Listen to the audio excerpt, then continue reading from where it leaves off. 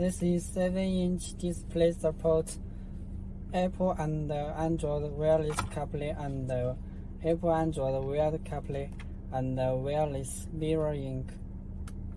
This is the back of the display, and when you use it, we need to insert the support.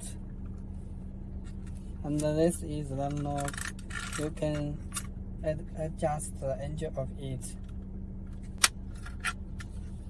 And you can also stick in the back, in the front of the car windows.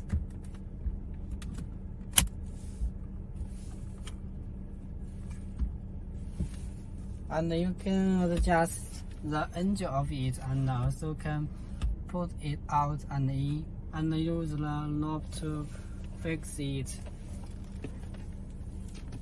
Put the adapter end of the power cable into your car's DC 12 voltage to 24 voltage power outlet.